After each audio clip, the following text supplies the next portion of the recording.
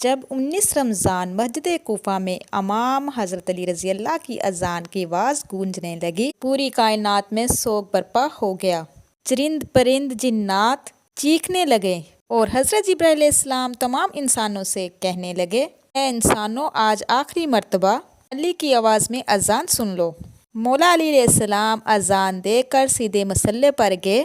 اللہ کی عبادت کر رہے تھے۔ جیسے ہی آپ نے سجدہ کیا، عبد الرحمن ابن ملجم نہر سے ڈوبی ہوئی تلوار امام رضی اللہ عنہ کے سر پہ دے مارتا۔ یہ دیکھتے ہی مسجد کوفہ میں قیامت برپا ہو گئی۔ تمام چاہنے والے رونے لگے۔ حضرت علی رضی اللہ عنہ کا مصلی خون سے رنگین ہو گیا۔ آپ کے سر کا خون آپ کے چہرے اور داڑھی پہ آ لگا۔ آپ کے چاہنے والے اس شخص کو ڈھونڈنے لگے جس نے مولا علی کو ضرب ماری۔ کچھ مولا علی کے سر کا خون صاف کرنے لگے۔ اتنی دیر میں حضرت امام رضی اللہ عنہ نے فرمایا، اے حسن، یہ نماز فجر کا وقت ہے، پہلے نماز کو مکمل کرواؤ، اس کے بعد مجھے دیکھنا۔ امام حسن نے نماز پڑھائی اور مسجد میں موجود تمام مسلمانوں نے نماز پڑھی۔ ایسے ہی نماز ختم ہوئی تو عبد الرحمن ملجم، جس نے مولا علی کے سر پر وار کیا تھا، اس کو پکڑ کر حضرت علی کی خدمت میں لایا گیا اور مولا علی کے چاہنے والے کچھ لوگ شہد کا شربت بنا کر مولا علی کے پاس لے کر آئے۔ ایسے ہی حضرت علی رضی اللہ نے اپنے قاتل کے چہرے پہ خوف دیکھا تو اپنے چاہنے والوں کو کہنے لگے، اس شربت کی مجھے نہیں بلکہ میرے قاتل کو ضرورت ہے۔ شربت جو میرے لیے بنا کر لے کر آئے ہو، مجھے نہیں، میرے قاتل کو پلا دو۔ دیکھو، اس نے مجھ پر ایک وار کیا ہے، اس پر بھی ایک ہی وار کرنا، اور اگر یہ زندہ بچ جائے تو اسے آزاد کر دینا، اگر یہ مر جائے تو اس کی جسم کے اعضاء نہ کاٹنا، کیونکہ میں نے اللہ کے رسول حضرت محمد مصطفیٰ صلی اللہ علیہ وآلہ وسلم سے سنا، اللہ کے نزدیک سب سے بدترین انسان وہ ہے جو مرے ہوئے انسان کے جسم کے حصوں کو کاٹتا ہے۔ آپ یہ فرمانے لگے، تمام آپ کے چاہنے والے آپ کے عدل و انصاف کو دیکھ کر زور زور سے رونے لگے۔ پھر آپ فرماتے ہیں کہ حسن، حسین، میرے پاس آؤ اور مجھے اپنے گھر لے کر چلو۔ آپ اپنے بیٹوں کے سہارے سے جیسے ہی گھر میں پہنچتے ہیں اور فرماتے ہیں کہ عباس، سب چاہنے والوں کو کہو کہ اپنے اپنے گھروں کو لوٹ جائیں۔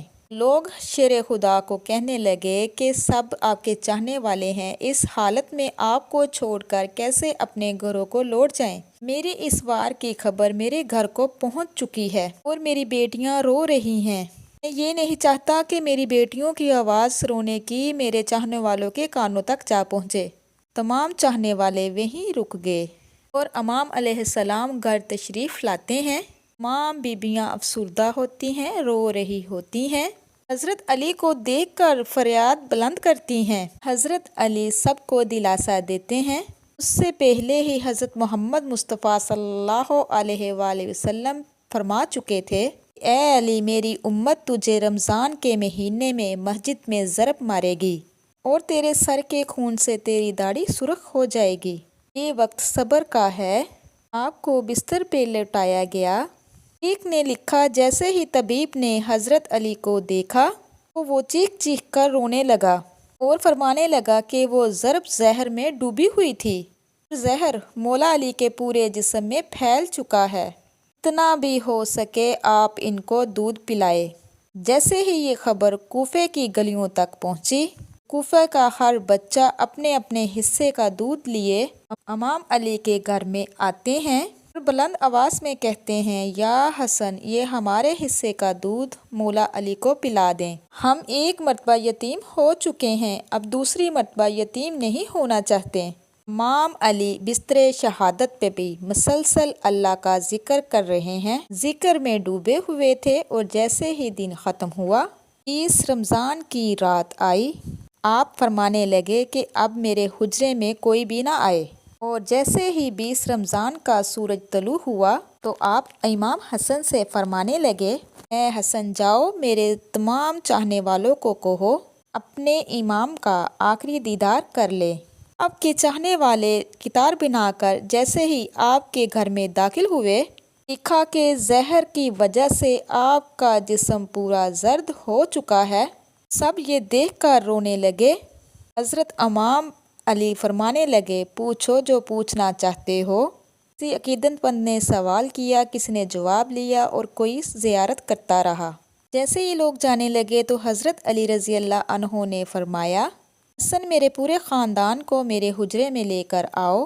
امام علیہ السلام نے وصیتیں کی اور فرمایا، اس خاندان کا وارث میرا بڑا بیٹا حسن ہے، جو یہ کہے اسے ضرور ماننا۔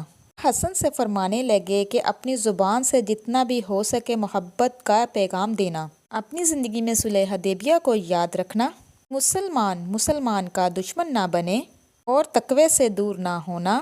اگر دنیا تمہارے قریب آئے بھی تب بھی اس سے دل نہ لگانا، کوئی بھی چیز نہ ملے تو اس کبھی بھی افسوس نہ کرنا، ہمیشہ حق پر بات کہنا، مظلوم کی مدد کرتے رہنا۔ اے حسن اور حسین، میرے اس پیغام کو جہاں تک ہو سکے پہنچانا اور اپنے درمیان تعلقات کو اچھا بنائے رکھنا، کیونکہ میں نے تمہارے نانا حضرت محمد مصطفیٰ صلی اللہ علیہ وآلہ وسلم سنا ہے کہ لوگوں کے بیچ میں صلح کرانا ہزاروں روزے نمازوں کا ثواب ملتا ہے، اور یتیموں کے بارے میں اللہ سے ڈرتے رہنا کہ کبھی بھی وہ بھوکے نہ رہیں، اور پڑوس میں رہنے والوں کا خاص خیال رکھنا، کیونکہ اللہ کے رسول پڑوسیوں کے بارے میں بار بار اتنی نصیحت کرتے ہیں کہ لوگ سمجھنے لگتے کہ شاید اللہ کے رسول ان کو ہماری جائیداد کا وارث بھی بنانے والے ہیں۔ اور قرآن کو سمجھنے اور اس پہ عمل کرنے کی ہرگز بھی دیر نہ کرنا، ایسا نہ ہو کہ دوسرے قرآن کو سمجھ کر تم پر حکومت کرنے لگیں۔ نماز کے بارے میں اللہ سے ڈرتے رہنا، کیونکہ وہ تمہارے دین کا ستون ہے۔ اللہ کے گھر کی حفاظت کرنا کہ وہ تمہاری پہچان ہے۔ کسی کا مال غصب کرنا اور نہ کسی کو اپنے ہاتھوں اور زبان سے تکلیف دینا، ایک دوسرے کی مدد کرتے رہنا، اور سب مسلمان ایک دوسرے سے جڑ کر جینا، ورنہ تم پر وہ لوگ مسلط ہو جائیں گے۔ اگر تم فریاد بھی کرو گے تب بھی تمہاری آواز سننے والا کوئی نہ رہے گا۔ اور سارے عبد المطلب کے بیٹوں کو خبردار کر دو، اور اگر اس ضرب سے میری شہادت ہو جائے میرے قاتل کو بھی صرف ایک ہی ضرب مارنا، اگر وہ بچ جائے تو اسے آزاد کر دینا، اور اگر وہ مر جائے تو اس کے جسم کے ٹکڑے نہ کرنا، کیونکہ میں نے اللہ کے نبی سے سنا کہ جو زمین کا بدترین عمل یہ ہے کہ جو انسان کے مرے ہوئے حصے کو جسم کو کاٹتا ہے وہ بدترین ہے۔ میرے جنازے کو ایک اونٹنی پہ رکھ دینا، جہاں اونٹنی رکے گی وہاں ایک قبر بنی ہوگی، وہاں میری قبر بنا دینا، اور میری قبر کا کسی انسان کو نہ بتانا، کیونکہ اللہ کے دین کے دشمن یہ چاہیں گے کہ میری قبر کھود کر میرے جسم کی برہمتی کریں۔ پھر آپ حضرت عباس کو دیکھ کر فرمانے لگے، تم کو کربلا کے لیے میں نے اللہ سے مانگا ہے۔ پھر حسین کو دیکھ کر رونے لگے اور کہنے لگے کہ تیری شہادت کی خبر تیرے نانا نے ہی سنا دی تھی، تجھے 3 دن کا بھوکا پیاسا کر کے تجھے کربلا میں شہید کیا جائے گا، تیرے بچوں کو ساتھیوں کو بے دردی سے مارا جائے گا۔ حسین، اللہ کے دین کے لیے صبر کرنا، جب وقت آخری آئے تو اپنی بہنوں اور بیٹیوں کو نصیحت کرنا، اسلام کے لیے صبر کرتی رہیں، اور قدم قدم پر یہ گواہی دیتے رہیں کہ اللہ کے سوا کوئی معبود نہیں، ان کا نانا حضرت محمد صلی اللہ علیہ وآلہ وسلم اللہ کے رسول ہیں۔ اتنی دیر میں پھر آپ شہید ہو گئے، آپ کی روح پرواز ہو گئی، سارا خاندان رونے لگا۔ آپ کی وصیت کے مطابق آپ کے جنازے میں کسی کو زیادہ شامل نہیں ہونے دیا گیا۔ میرے پیارے بہن بھائیوں، یہ تھی آج کی ویڈیو جو میں نے آپ کے ساتھ شیئر کی ہے۔ اگر آپ میری اس طرح کی مزید ویڈیو دیکھنا چاہتے ہیں، جو میرے چینل پہ نئے ہیں، میرے چینل کو سبسکرائب کیجئے، لائک کیجئے، شیئر کیجئے، جلدی سے بیل آئیکن کو بھی آن کر دیجئے، وہ اس لیے کہ میری ہر نئی آنے والی ویڈیو آپ تک میسر ہو سکے۔ اب تک کے لیے اتنا ہی، اللہ حافظ۔